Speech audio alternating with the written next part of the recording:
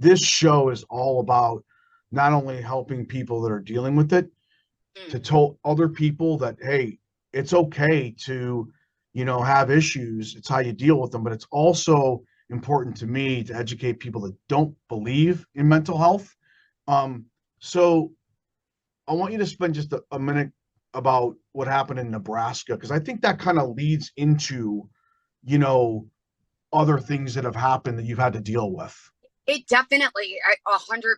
It really did. For me, I always say the first time I think I recognized within myself that, hey, maybe you got something going up on in your brain that isn't exactly, I guess you would say, a normal basis of how to handle certain situations, was when I was 17. Was the first time I really was like, Taylor, this is a little, my parents were kind of like, what? Why do we get so extreme? I have a very, very extreme, like, perfectionist side to me.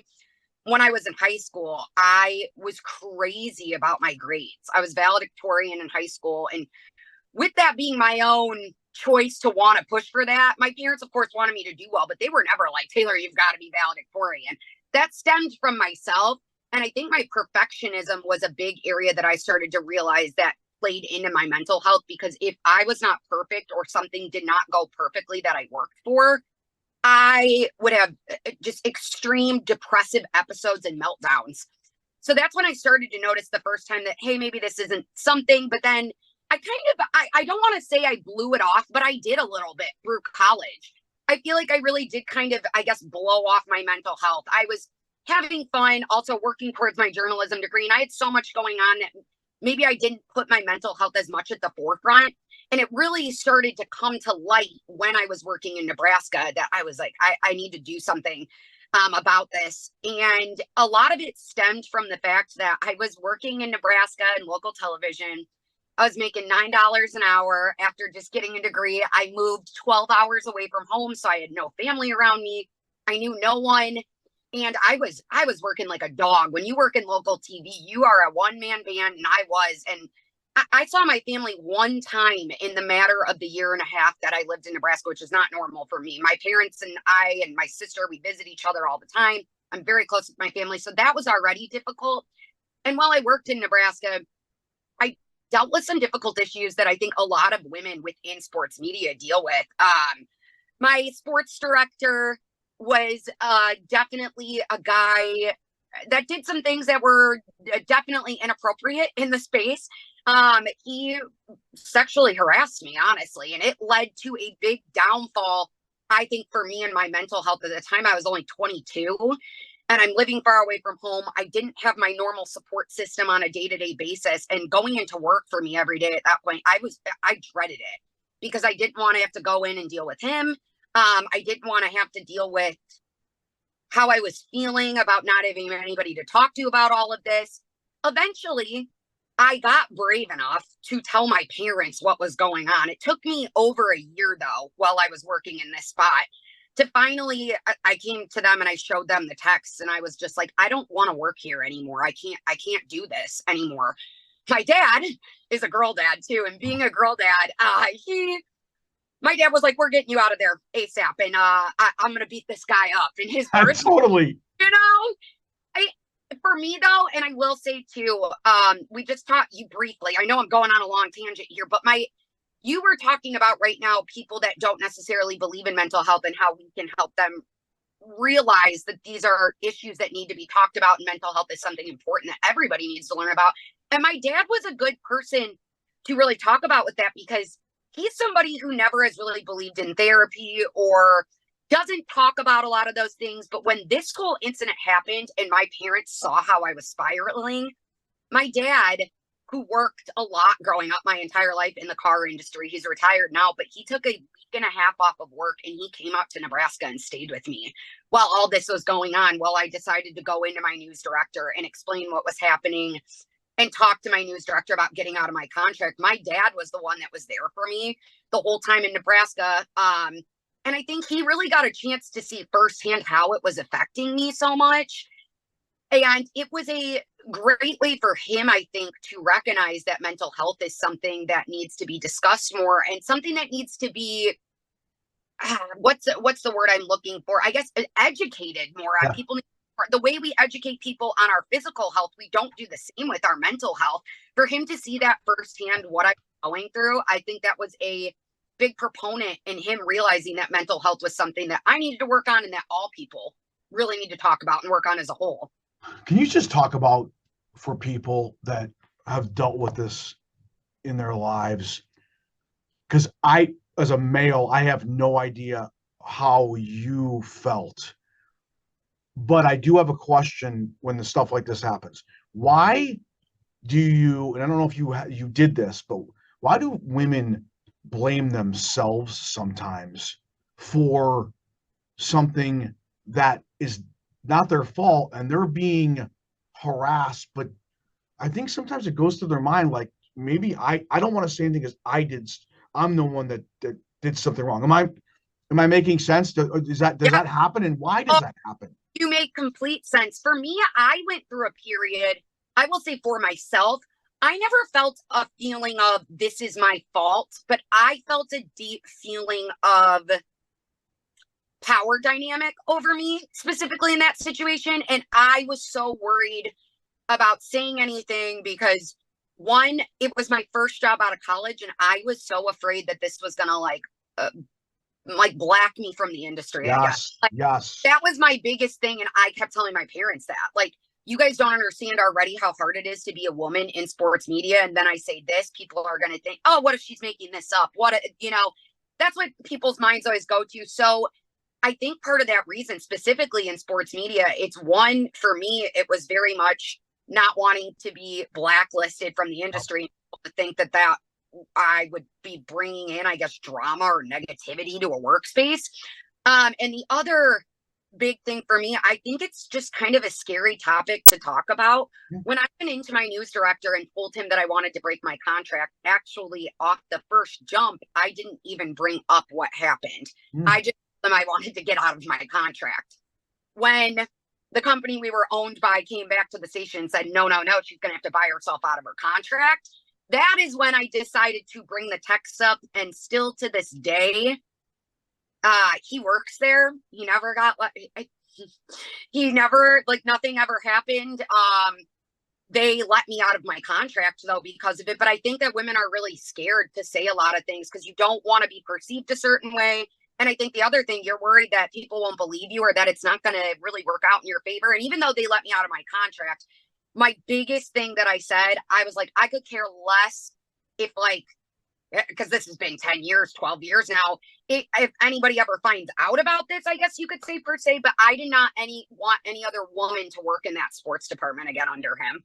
After me, I don't know if that's ever been the case, but I think a big thing for me is I just didn't want that to happen to anybody else. Because what I went through, I would not wish that upon other people in the industry ever, anybody, regardless of if they're in sports media or not. Does it bother you that he's still there? It does. Yeah.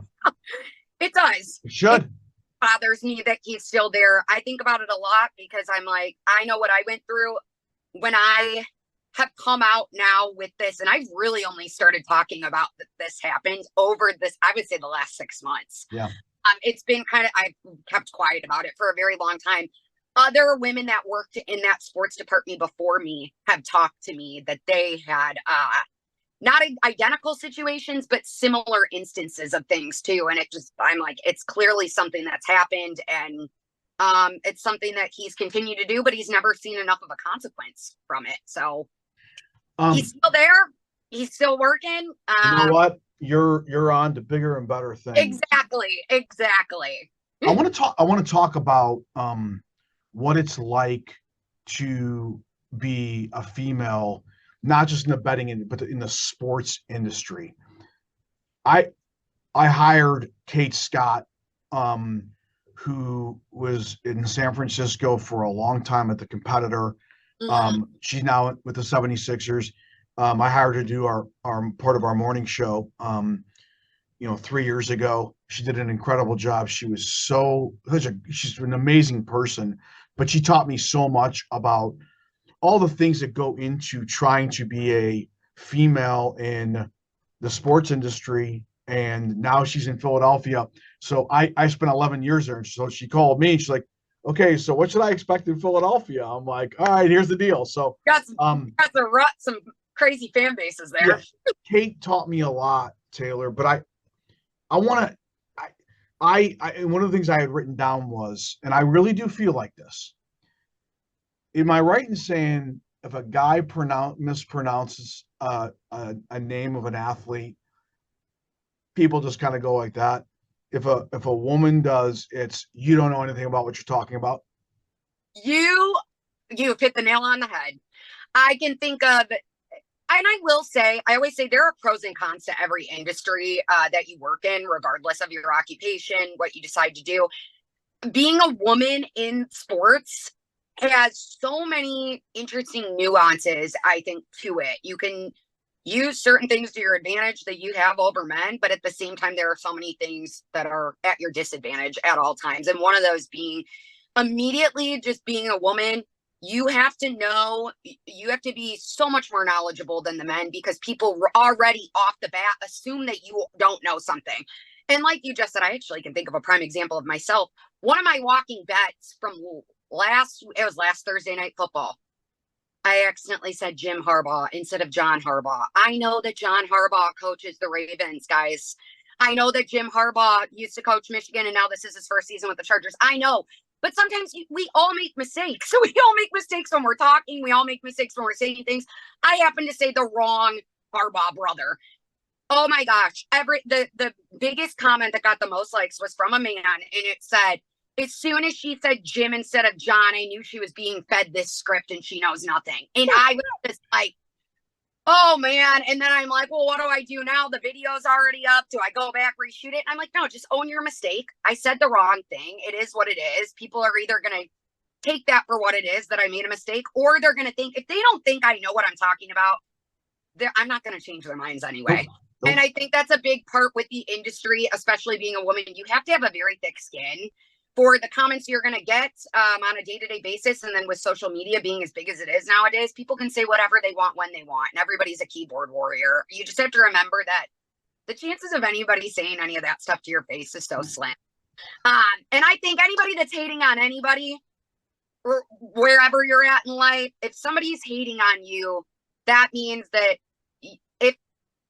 how do I want to word this? If someone hates on you, to me, that means in life, you have got to be doing better than them because people don't hate on people that are doing worse than them. There's no question. You said it perfectly. Yeah, I think that's a big thing to remember, and being tough, like it's just a part of it. And that also comes back to my mental health. Sometimes I read things that really will get to me, and I've got to take a step back and remember that this shouldn't affect who I am as a person just because some random guy on the internet says whatever he wants to say. I think the way you have to look at it, and it's not easy, is you hit it. I have a colleague that tweeted something out on Saturday and literally was like, I could say anything and someone would take a shot at me or something like that. And I texted him and I just put one word, jealous. Yes. That's all you have to think about. But this is where I want to talk to you and go a little in depth here. Easier said than done. Definitely. How do you get shots all the time? I can pull up two. One really fried my you know what when he said you got a job just because you're a female. I actually knew I was going to talk to you, so I clicked on his bio. He's got a picture of a daughter. He's a girl dad. I saw that too. I know. So what I think in that point is there's something so like wrong. That guy has just a miserable life, unfortunately. Because how else, if you have a daughter, would you say that to a female? I don't like so, but again, easier said than done. You saw that. What goes through your head?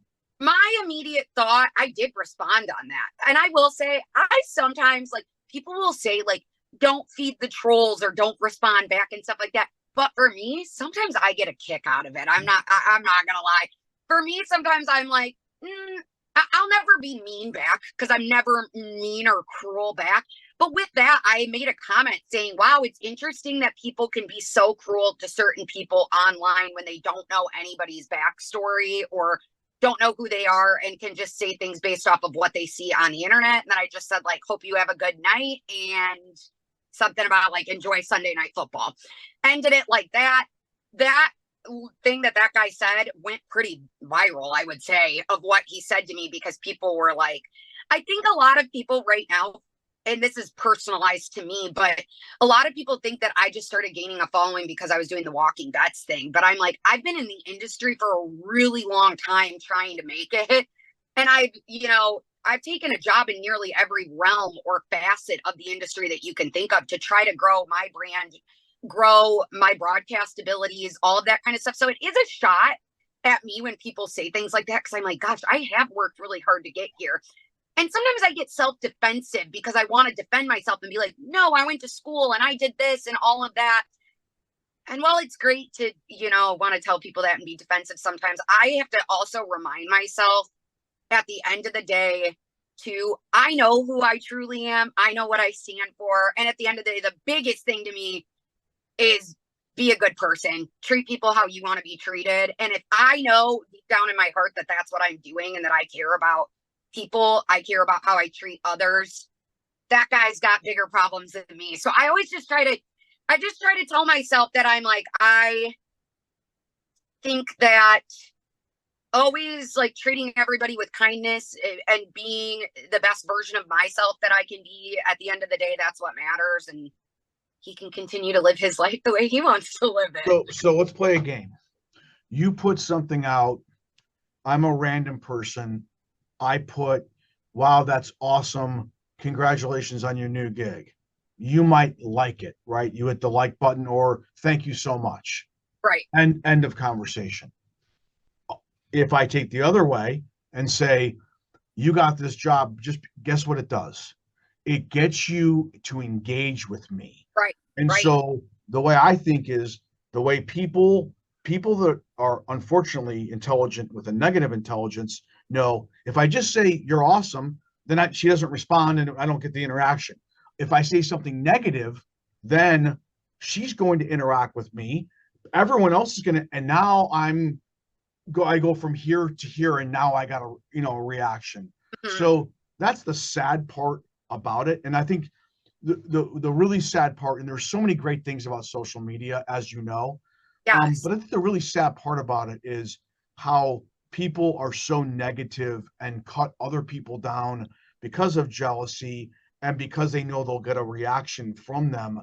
And I look at it and I don't get anywhere near the stuff that you do, obviously. So again, easier said than done.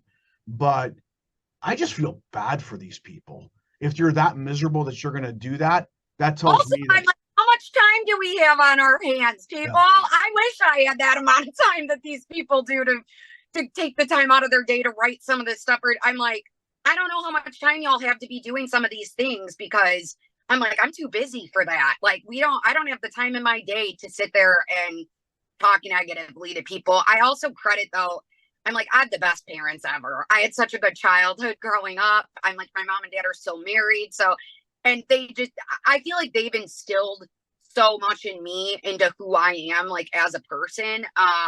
One of my biggest things when I started in sports media, I cried so hard to my mom because we had a viewer call in and said that because of my body type, she thought it was distracting to male viewers if I stood to the side reporting.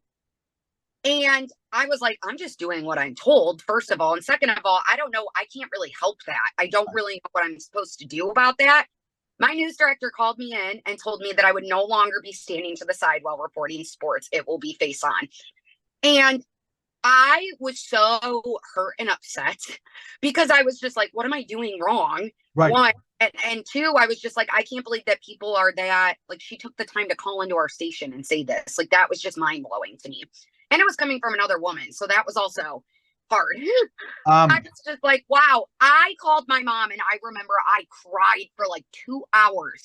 And I was just like, Mom, like, I can't believe somebody would say this. I don't know why. Why would anybody feel like they have the right to even say this? Or what am I doing wrong? And as much as my mom, oh wait, my mom always has my back. She's my biggest cheerleader, but she also said, if you are going to work in this industry, I promise you, Taylor, there are going to be worse things said, and we've got to build the thick skin for you. And I will say that is something over time, being in the public eye, I've just developed a very tough skin with brush off things that are said. Things obviously still get to me here and there, but I've developed a good ability to realize that there is such a difference between my online social media presence and world to who I actually am and like what I do on a day-to-day basis and the people that are in my inner circle. And they're the opinions that I really care about every day. So interesting, because the last thing I have on my little cheat sheet here is what's the feedback from other women, and and how does that affect you if it's negative in some way? Does it bother you more if It's you get negative feedback from women than men? It does. I would say I absolutely hate saying this, but it's the truth for me. I'm sure for other women it's not. I wish I had something better to say, but I've been asked the question so many times, like throughout my career and in interviews, specifically in sports betting or in sports media. Have you had a female mentor, anybody that's taken you under the reins? Or no, I haven't. I never have. I've never really had anybody that's like been, I guess, on my team as a female in the space or anything like that. I wish that there was more of that, but I personally have never experienced any like mentorship or women, I guess, having my back. I have a few friends here and there that also work in sports betting that are women, but it's not it's not the most welcoming environment, No. especially being in sports gambling. There's very few of us. I wish that we had more of a camaraderie, but we don't really. I wish there was, Is it like competitive? Like, I hate to say it, but no, it is. no, that's yeah, It is. And I think I built some personal relationships with a few other women in the space because when we've been in each other's cities and stuff like that, we'll get dinner, we'll hang out. I built a personal bond with some others. I feel like I try. I think sometimes the competitiveness or girls can be, I hate saying it, but girls can be catty too. And that all comes into play. And I think sometimes it makes it more difficult for women to be friends in the industry. I wish there was more of it, especially within the gambling space, because there are so few of us. I wish there was more of that. But I think when it comes from women, oh gosh, it's just a harder hit on your ego a little bit. And it hurts because you already know how tough it is to be a woman in the space. So to hear it coming from another woman, it's like, gosh, you're going to make this job already more hard on me. It's already difficult. Well, what comes to my mind is like, wait, are you're not supporting me? Like what's going on? I want to be on the same team. Like I want to be on the same, you want to be on the same team. We have the same goals. Like let's try to lift each other up instead of tear each other down as much. It does hurt coming from women more, I think, because of that point. I also think a really difficult thing within specifically, I would say visual media, social media and television, to aesthetics come into play so much. I am honest about it because I feel like people try to avoid the topic of saying that looks matter or don't matter in sports. They do. It's just the fact of the matter. It's part of it. I can own and admit that maybe I would get some other job over a male because of the way I look. But you know what? There are other jobs I wouldn't get over that man because I am a woman. So that's why I always say there are pros and cons to both sides of it. But I do think with it being such a forward-facing visual media too, a lot of the times women tend to be like a lot more cattier because of it. Yeah. She got this based on the fact that she looks this way or her looks help her more than it might be somebody else going that direction. So I do think that comes into play a lot, and it's inevitable with being in front of people, with it being I'm not just doing radio, I'm not just talking. So that does come into play. And I fully have kind of bought into that as well, because I will just openly admit that it's a part of it. But the women, I think it definitely plays more of a factor with women, and part of that might come from society too. Society pushes, the beauty industry is one of the biggest industries and money makers in the entire world. looks, beauty, society pushes that to females from a young age. Being pretty is something that you all strive for at a young age already, and you're being told that for since I don't even know. I mean, probably the age of 3, truly, like you're already being told those things. So it plays a big factor, I think, into women's jealousy, why women are the way they are. And a lot of it, I think, comes from society and social norms that are deemed onto females. Let's wrap with this, and I cannot thank you enough. It's been just awesome, and I hope we're helping people out there with the stuff that you've talked about. I say to my little league baseball team, my kid's 11, when they strike out or they do something wrong and they go crazy, and I said, you can do that if when you do something great, you pat yourself on the back. Yeah. Because you're going to have bad things happen. You're going to strike out. You're going to get out, all that. But it can't be that way and not pat myself on the back or when I strike somebody out or, do that. The other thing is I was on a podcast last night. For some reason, somebody wanted to interview me because they said I was so positive. It was a former colleague of mine. Love that. And I was actually honored because her podcast is good as amazing. And she's like, how do you stay so confident, positive? And I say, I look in the mirror every day and I just say, I'm great. I'm great. And I came from a 1.7 grade point average in high school and not graduated from college. That's what drives me. So when people say, you stink, your station sucks, I don't listen to it, no problem. Is what it is. What am I going to do? And again, Exactly. that's nothing compared to what you do. But I guess my point is, can you talk about the things that you do and how important it is to, like, even in the bad times, just be like, I'm great and I know I am. I think you hit even me, that's something I need to work on, because I really deal with perfectionism at like a insane level in my head sometimes. And I'm my biggest critic. I'm so harsh on myself. And I forget to take moments for myself to say, like, hey, you're doing good. Give yourself a break, because I'm really hard on myself during the bad times. During the good times, I'm not as I guess gracious with myself.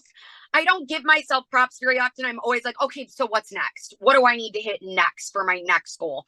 So I need to be better about that. But I love that you said that you coach Little League and that you tell them that. I'm a competitive cheer coach, and I also have very young girls that I coach, and I need to be better about telling them that too, because they are so hard on themselves a lot. But I am very big on never talk negatively to yourself.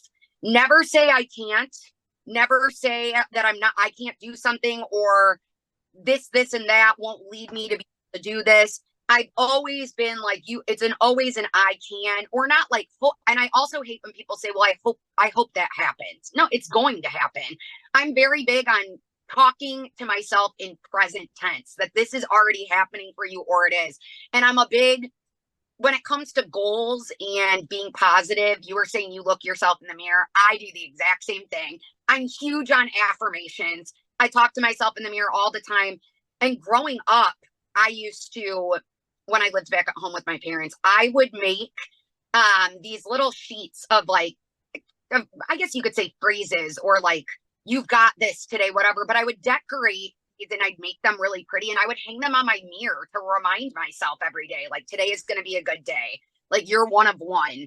Just things to remind myself to stay positive, because that is something that mentally I struggle with a lot too. Is I've been at those points where I've been at really low lows, thinking that, like, I don't want to be here anymore.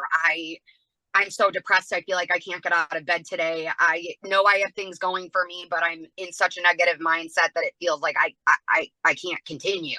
So I've been in those places. I think that those things really help me. And I'm not everybody, and I will never preach that therapy is for everybody, but for me, it's been like a life changer. I've been going to therapy once a week for 7 years now. I go every Tuesday at 11 a.m. I rarely miss, unless I have like a trip or something like that, but it's big for me. I need somebody to talk to on a weekly basis. I need to get out what's on my brain. I need somebody to kind of bounce ideas off of with. And some days I might come in and I've got a lot of great things to tell her that I've been through the week. And I'm like, yeah, this is going great. Some weeks I go in and I'm a disaster. I'm crying. I've got a million things I want to talk to her about that I need to work through in my head. But for me, therapy is huge. It helps so much. I'm a talker. I'm a chatty, and I need to get my thoughts out. So for me, it's big. I know it's not for everybody, but if it's something you thought about doing, give it a try. I always say that. All right. I got to tell you the story real quick. My therapist is out of town. I talked to him last week. My wife was listening when I was talking. I spent 29 of the 30 minutes talking him about his problems. Really? Promise you.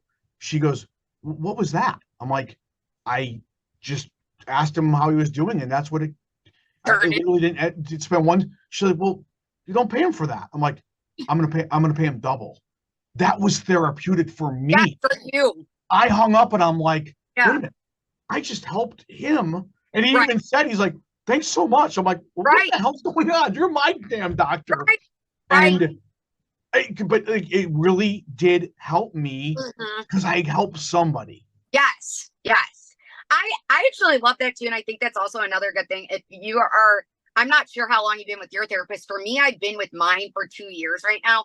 And I feel like her and I have such a good rapport of back and forth. It feels like when I'm going there that I'm going to hang out with a friend. Yeah. So I always for me, it feels so comfortable at this point that I'm like, her and I can, like you're saying that you helped him. She will, I love that sometimes she will relate with me on stuff and be like, I can relate to this, Taylor, because this is going on in my life. And it makes me feel like, okay, I'm not alone too. That helps me a lot. Having a good rapport and relationship is huge.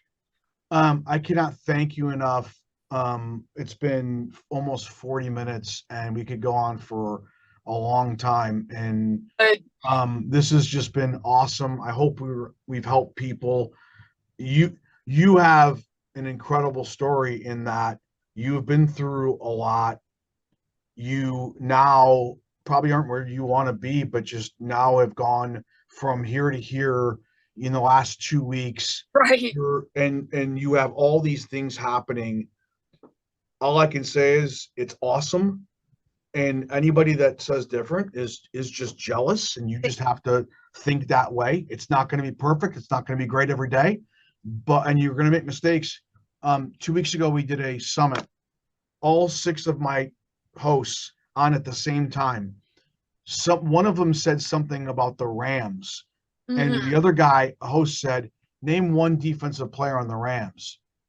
There was silence for like 5 seconds on the show. And it became kind of an ongoing joke. The guy on the show was like, well, the host was like, I think the Rams are going to be, a lot better. And he called them out and was like, no one has said anything about that. That happens to you. It's you don't know anything. Yeah, it would be a storm. It would. And I just think that is really unfair. So are a lot of things, but that's what you have to deal. But you know what? You have to know that it means nothing. Right. No one knows everything. Who gives a crap about the linebacker? Just have fun, entertain people, give me some winners, even though I don't gamble anymore. And you know what? Do what makes you happy. That's all I can say. Agreed. I agree with you 100%. And I always say, be a positive, nice person. It goes a long way. It does. Go Cubs. Thank you so much. Next time we'll talk about the Cubs. Yes. Let's do it. Thank you for having me.